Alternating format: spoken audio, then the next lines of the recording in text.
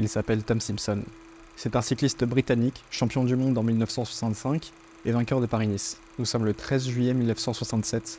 Alors qu'il grimpe le Mont Ventoux lors de la 13e étape du Tour de France, Tom s'effondre sur le bord de la route et décède quelques minutes plus tard dans l'hélicoptère qui l'emmène à l'hôpital. On retrouve dans son sang, ses urines et même dans son maillot des traces d'amphétamine. Il avait 29 ans, une femme et 2 enfants. Elle, c'est Birgit Dressel.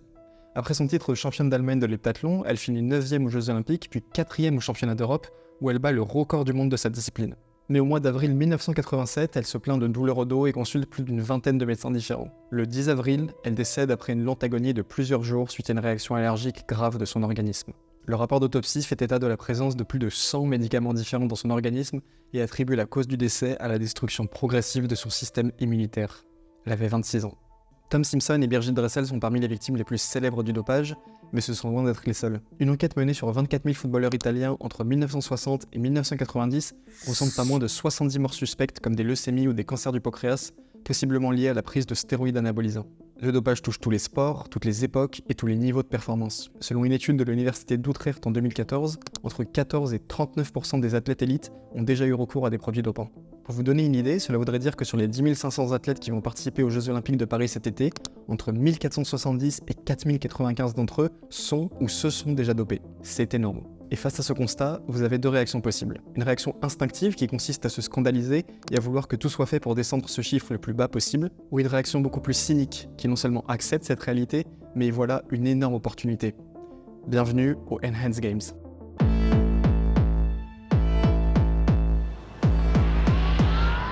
I had failed a drug test at the Australian Open. Did you ever blood dope or use blood transfusions to enhance your cycling performance? Yes. 3 Jamaican athletes also admitted that they had tested positive for a banned stimulant. Un soigneur de l'équipe Festina a été arrêté à la frontière franco-belge, en sa possession 400 flacons de produits dopants en tout genre. How many countries are doping? 20 plus. 20 plus. For sure. Les Enhanced Games, que l'on pourrait traduire en français par Jeux augmentés, sont une compétition sportive censée concurrencer les Jeux Olympiques grâce à une différence fondamentale. La prise de produits dopants y est non seulement autorisée, mais encouragée et planifiée. 5 disciplines sont au programme: l'athlétisme, la natation, la gymnastique, la boxe et l'haltérophilie. La première édition est prévue pour 2025 et devrait se tenir aux États-Unis. À première vue, le projet ressemble à une mauvaise blague, mais il est très sérieux. Les Enhanced Games ont été imaginés par Aaron D'Souza, un ancien avocat britannique devenu entrepreneur, et sont soutenus par 3 investisseurs très solides. Peter Thiel, le cofondateur de PayPal et premier investisseur chez Facebook, Balaji, entrepreneur dans les crypto-monnaies et professeur à Stanford, et Christian Ingermayer, qui est à la tête d'un fonds d'investissement spécialisé notamment dans la recherche médicale. Et pour ce qui est des athlètes, James Magnussen a annoncé sortir de sa retraite pour participer aux Enhanced Games, avec l'objectif de battre le record du monde du 50 mètres nage libre. Pour ceux qui ne le connaissent pas, on parle là d'un triple champion du monde et 3 fois médaillé olympique. La liste complète des participants devrait être dévoilée cet été, avec possiblement une centaine d'athlètes présents. Et si vous souhaitez participer, c'est d'ailleurs totalement possible, il vous suffit de publier une vidéo où vous courez par exemple le 100 mètres, à la suite de quoi vous pourrez être invité à un tournoi de qualification pour décrocher votre place. Depuis leur annonce, les Enhanced Games ont été largement commentés dans les médias, et le même argument revient toujours sur le devant de la table, c'est de la triche. Et ça paraît logique. Si l'on déteste tant le dopage en tant que spectateur, c'est parce qu'ils rompt le pied d'égalité sur lequel on attend que tous les athlètes soient placés. Mais dans ce cas, que se passe-t-il lorsque tous les participants sont dopés? La triche ne peut exister qu'en infraction à une règle. Si l'on joue ensemble au Monopoly et que je me sers dans la banque lorsque vous partez aux toilettes, je suis en train de tricher. Mais si l'on se met d'accord ensemble dès le début de la partie que l'on peut à tout moment piocher un billet de 500 pour se refaire, alors ce n'est plus de la triche, ce sont juste de nouvelles règles. Dans le cas du sport traditionnel, c'est l'Agence mondiale antidopage qui fixe les règles, comme par exemple l'interdiction de posséder une substance interdite, l'interdiction d'utiliser ou de tenter d'utiliser l'une de ces substances, ou encore l'interdiction de voir les traces d'une de ces substances apparaître lors d'un contrôle. Si vous enfreignez ces règles, alors vous êtes sanctionné. Mais dans la mesure où elles ne s'appliquent pas aux Enhanced Games, ces participants ne peuvent de fait pas être considérés comme des tricheurs. Mais ça ne résout pas le problème moral pour autant.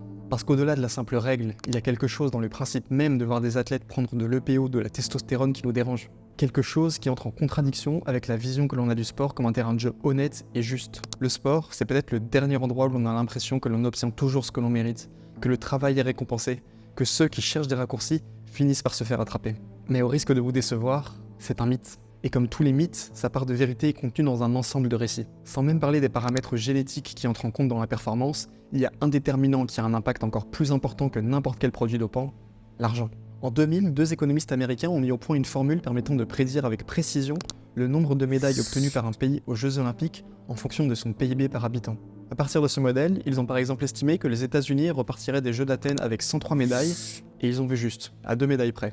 Plus récemment, aux Jeux Olympiques de Tokyo, on observe une corrélation presque parfaite entre le développement économique d'un pays et le nombre de médailles qu'il remporte. Et encore aujourd'hui, vous pouvez voir sur la ligne de départ d'une compétition un athlète professionnel suivi par un staff d'une dizaine de personnes face à un amateur qui doit s'entraîner après le travail et payer lui-même son équipement. Autrement dit, le mythe du sport juste n'existe que le temps de la compétition, mais les inégalités ressurgissent aussitôt que les athlètes quittent le stade et retournent s'entraîner. En autorisant les produits dopants, les Enhanced Games affirment organiser la compétition sportive la plus juste de l'histoire. Sauf que le dopage le plus efficace n'est pas médical, mais financier. Le sport est un parfait miroir du reste de notre monde, et c'est pour ça que prétendre organiser une compétition sportive juste est une utopie, aussi bien pour les Jeux Olympiques que pour les Enhanced Games.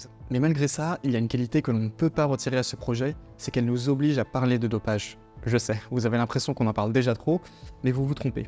On parle d'athlètes dopés ou qu'on soupçonne de se doper, mais jamais de la pratique en elle-même. Parce que quand on s'y intéresse, on réalise que la frontière entre ce qui est ou n'est pas du dopage est très floue. Par exemple, est-ce que les combinaisons de natation en polyuréthane sont une forme de dopage? Est-ce qu'un cycliste qui se recouvre les jambes avec un gel aérodynamique est dopé? On serait tenté de dire que non, et pourtant ces deux produits ont été interdits en compétition car ils apportaient un gain de performance trop important et allaient à l'encontre de l'esprit du sport. Sauf que là où ces innovations pourraient relever d'un dopage technologique, les Enhanced Games se concentrent sur le dopage médical. Et justement, c'est celui-ci qui nous pose problème. Voir Eliud Kipchoge passer sous les 2 heures au marathon entouré d'une armée de lièvres et guidé par une marque laser au sol, ça ne dérange pas grand monde. Parce que même si son record n'est pas homologué, on se dit que l'effort qu'il a produit est honnête. On accepte l'assistance technologique parce qu'elle est au service d'une performance physique authentique.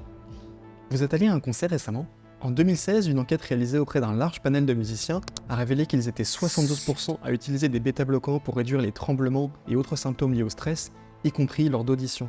Autrement dit, dans un contexte compétitif, 72% des musiciens utilisent des médicaments qui améliorent leur performance et donc leur chance de mieux figurer que leurs concurrents. Les musiciens n'en parlent pas ouvertement, mais ça n'a rien d'illégal. Alors que dans le même temps, les bêta-bloquants sont inscrits sur la liste des substances interdites de nombreuses disciplines sportives, comme le tir, la gymnastique ou le saut à ski. Dans une même situation et pour la même molécule, un gymnaste sera suspendu, là où un pianiste sera applaudi. En fait, le dopage n'existe pas. Il y a des dopages plus ou moins tolérés selon le contexte, l'époque et la discipline. Dans le contexte sportif, le dopage technologique fait régulièrement débat, mais finit en général par être accepté. Le dopage médical, lui, pas du tout. Dès qu'il s'agit d'injections, de médicaments ou de quelque manipulation médicale que ce soit, on franchit une limite. Parce que ce qui nous choque dans le dopage, ce n'est pas juste le mensonge, c'est cette image du petit chimiste qui crée son cocktail explosif dans le secret de sa chambre d'hôtel. Et c'est justement de cette vision du dopage que les Enhanced Games veulent se débarrasser. Lorsqu'on entend parler d'une compétition sportive où le dopage est autorisé, on s'imagine vite tout et n'importe quoi, mais la réalité est beaucoup moins fantaisiste. Parce qu'en sortant le dopage de l'ombre, les Enhanced Games se donnent la possibilité de faire les choses proprement. Vous pouvez oublier les transfusions dans les toilettes et les cacher refilés par un coéquipier sans trop savoir ce que vous prenez.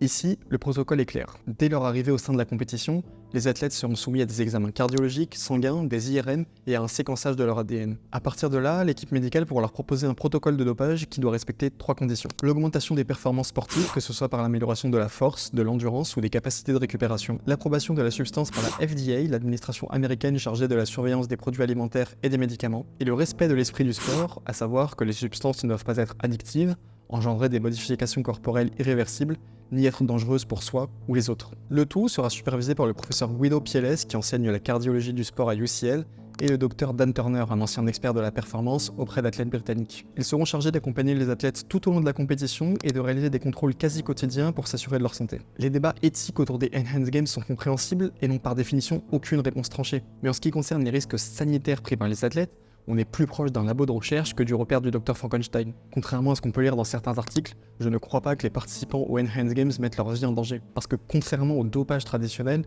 les organisateurs des Enhanced Games ont d'abord dans leur intérêt de préserver la santé des athlètes plutôt que d'augmenter leur performance sportive. Et si j'en suis à ce point convaincu, c'est parce que les Enhanced Games ne sont pas une simple compétition sportive. C'est le porte-étendard d'un mouvement beaucoup plus important qui dépasse largement le cadre du sport. Un mouvement qui, s'il atteint son but, serait à l'origine de la plus grande transformation que l'humanité n'ait jamais connue. Parce que l'ennemi que cherchent à abattre les Enhanced Games, ce ne sont pas les Jeux Olympiques, mais la mort elle-même. Il y a un point commun qui unit les 3 investisseurs qui soutiennent le projet, et ce n'est pas leur amour du sport. Ils sont tous engagés, philosophiquement comme financièrement, dans un combat contre le vieillissement. Peter Thiel prévoit par exemple d'être cryogénisé à sa mort dans l'espoir qu'une technologie future puisse le ramener à la vie. Christian Ingermeyer affirme lui que le vieillissement est un ensemble de maladies qui peuvent être évitées, soignées et résorbées. En 2023, le gouvernement américain a alloué 337 millions de dollars à la recherche contre le vieillissement auxquels viennent s'ajouter des centaines de millions venus d'investisseurs privés. Ça ressemble à un caprice de milliardaire, mais c'est très sérieux et ça nous concerne tous. Parce que notre espérance de vie en bonne santé n'augmente plus, voire recule dans certains pays.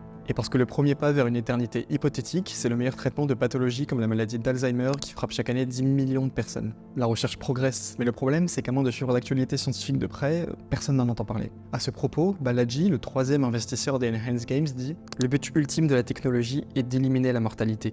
Mais nous n'avons pas mis d'émotion et de sens dans nos communications. Nous n'avons pas raconté notre histoire.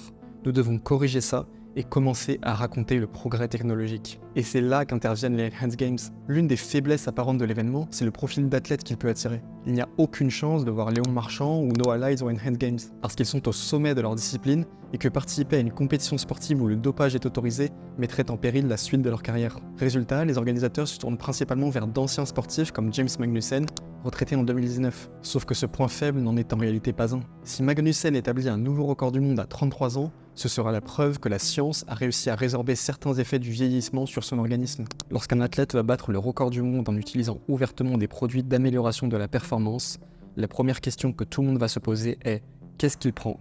Et comment je peux m'en procurer ?» La vraie mission des Enhanced Games est là. Démocratiser la lutte contre le vieillissement et offrir une plateforme publicitaire à toutes les entreprises qui œuvrent pour cela. Les Jeux Olympiques ont Coca-Cola et McDonald's, les Enhanced Games auront peut-être Altos, une entreprise qui cherche à inverser le vieillissement des cellules humaines, ou Retro, dont la mission est d'ajouter 10 années d'espérance de vie en bonne santé à l'humanité. Ces entreprises pèsent des milliards et emploient des centaines de personnes, mais c'est probablement la première fois que vous en entendez parler. Parce que comme toutes les équipes de recherche, leurs communications sont adressées à la communauté scientifique et non au grand public. Les Enhanced Games leur donneront pour la première fois la possibilité de faire porter leur voix au-delà de la sphère scientifique. Parce que la lutte contre la mort est probablement le combat le plus universel que l'humanité pourra mener. Et que la seule plateforme à pouvoir supporter un tel message, l'une des seules activités humaines à avoir traversé toutes les époques, tous les continents, toutes les sociétés, c'est le sport. Non, les Enhanced Games ne remplaceront pas les Jeux Olympiques. Parce que même s'ils ont la performance sportive de leur côté, il leur manquera toujours l'héritage historique de l'olympisme et sa capacité à réunir le temps d'une quinzaine toute une nation derrière ses athlètes. Et vous savez quoi ? Ça n'a aucune importance. Pour être un succès, les Enhanced Games n'ont pas besoin de marquer l'histoire du sport, ils ont besoin de votre attention. Avant de combattre notre mortalité, il fallait d'abord nous convaincre de monter sur le ring. C'est désormais chose faite, et le combat peut commencer.